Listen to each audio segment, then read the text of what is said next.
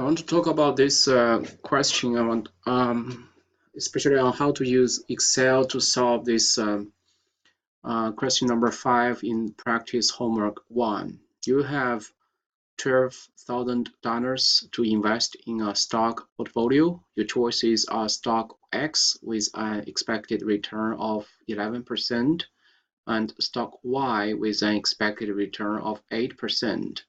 If your goal is to create a portfolio with an expected return of 9.59%, how much money will you invest in stock X and stock Y? So this question, you are given a portfolio which consists of two stocks, stock A and stock Y, and your stock X and stock Y, and you're provided with the expected return of each stock. And you also have a goal for the portfolio expected return.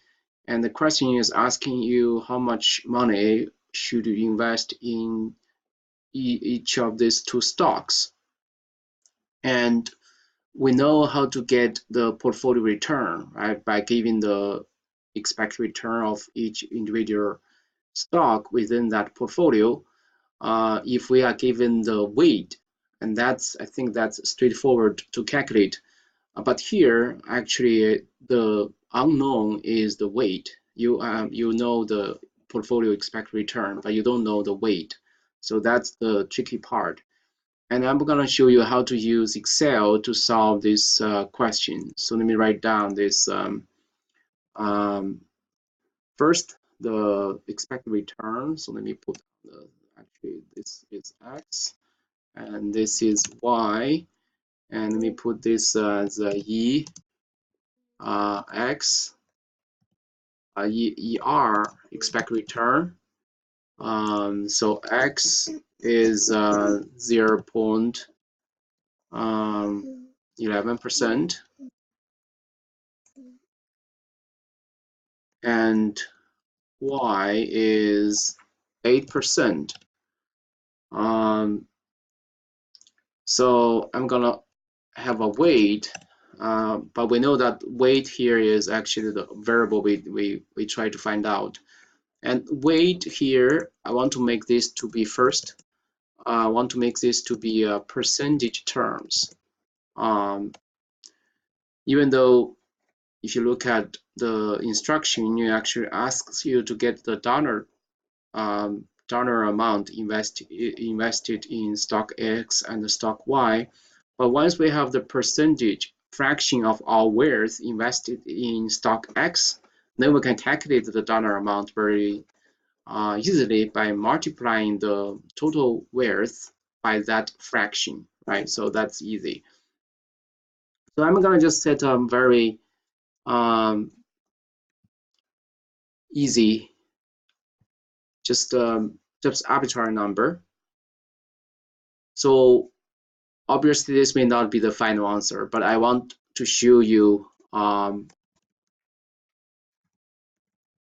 to get the final answer by changing that number.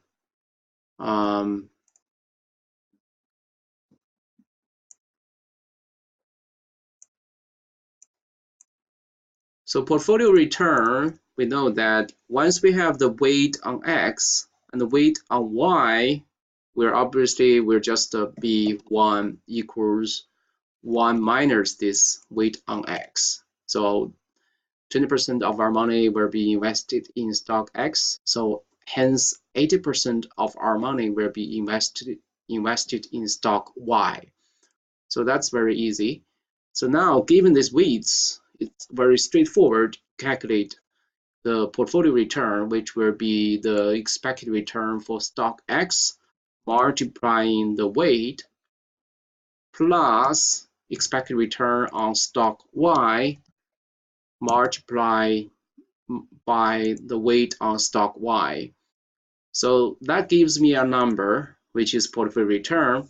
So if we check that, most likely we won't have the same number as this goal. This is the our goal for the portfolio expected return, 9.59%. But here, obviously, that's not equal. But we can change this weight by making this portfolio return to be equal to our goal. So how can we do that? We can use the data in the data tab in Excel, and what if, click on what if analysis and use this goal seek function. So the goal seek can easily make a target cell to equal to some value by changing a cell value.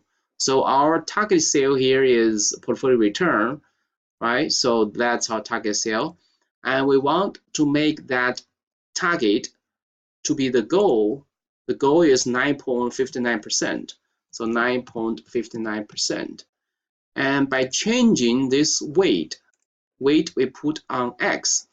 And because Y we set to be 1 minus that, so if we change X, we automatically also change Y, the weight on Y. So now let's do that.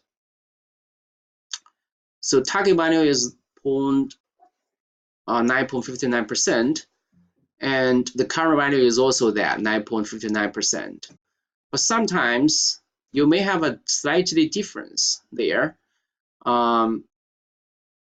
So now the portfolio return is this. So let me explain this. I finish this first, and then I explain what can you do if this number turns out to be different from your target. So then once you have this, so now this number suggests that if the weight on X is 53%, hence the weight on Y is 47%, now your portfolio return will be exactly equal to the target, 9.59%.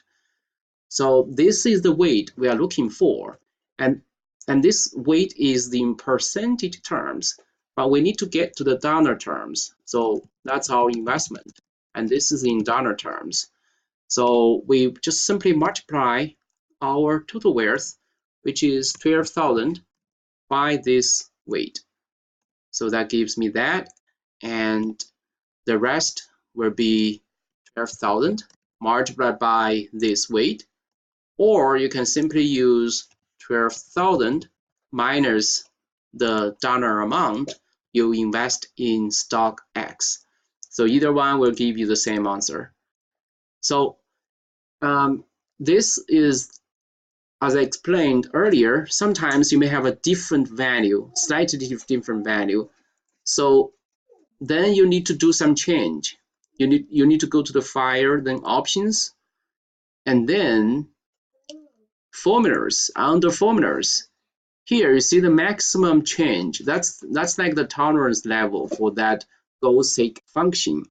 I think by default, here it actually is the changed value. By default, Excel sets to this to be 3 decimal places, 0.001. So if I change this back to the default value, you can see that once I use the goal seek function again, the number might not be exactly equal to what I'm looking for. So the value to be that, and by changing this. So yeah, actually in this case it's still the same, but sometimes you may have the case that the current value will be slightly different from the target value. So if that happens, then just go back and change the options here under the formulas and make this to be smaller, the tolerance level. So I changed this to be 5 decimal places, actually 0.00001. So that's why I got this number. But if your current value will be slightly different from the target, then change that. Okay, so now let's put these numbers into the cell to see whether we have got the right answer. 6,360, and stock Y, that gives 5,640. Okay, so let me check my work. Okay, great job.